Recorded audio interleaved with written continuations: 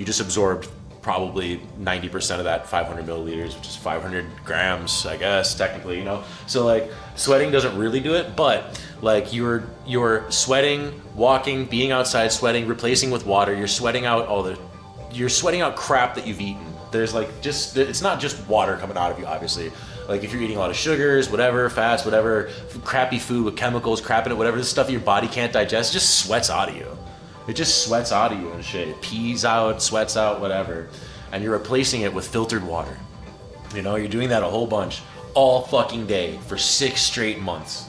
It's gonna make a big difference in your life and it will stay off, okay? I was like, Fat Redempto doesn't really sound that bad. Dude, just go look at some old fucking archival clips, man, from 2 years ago. You can see Fat Redempto for sure.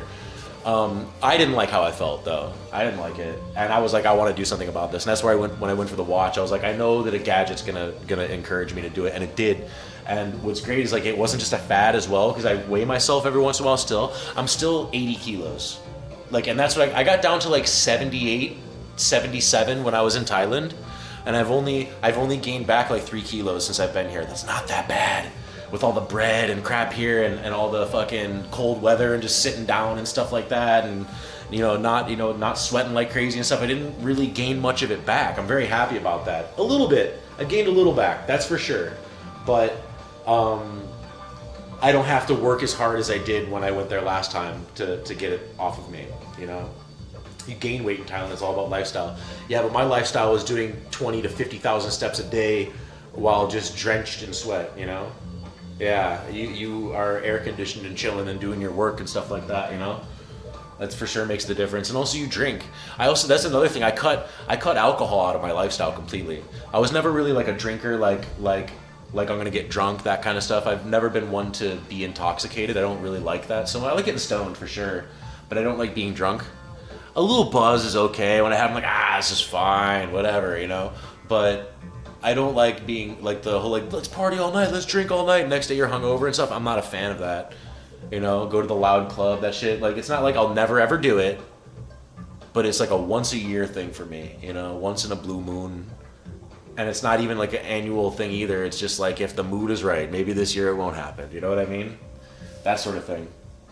But yeah, when you stop that, you cut the alcohol out, especially like, you know, the other thing is assorted cookies. Nice, 2 to 3 beers a week is not bad at all, dude. That's like almost nothing. That's almost nothing. You can consider that cut out of your diet at that point. 1 or 2 or 3 a week, fine. That's like probably just like beneficial for your fucking, you know, circulatory system, if anything. Honestly, when I was in Thailand, I did 2 Big Leo every day. Yeah, that can't be good for you. Unless I go out, that's not often anymore. Right. I drink coffee and water, that's it. I'm mostly coffee and water when I'm home. Because I don't like to just buy and stock 2 liters in my house and shit like that. But when I go out and eat, I'll never do coffee water. I always get a cola or something like that. I go to a coffee shop and never get a bottle of water. I always get a sugary drink. But that's, you know, it's a bad thing to do. You shouldn't do it, you know, as often as I do.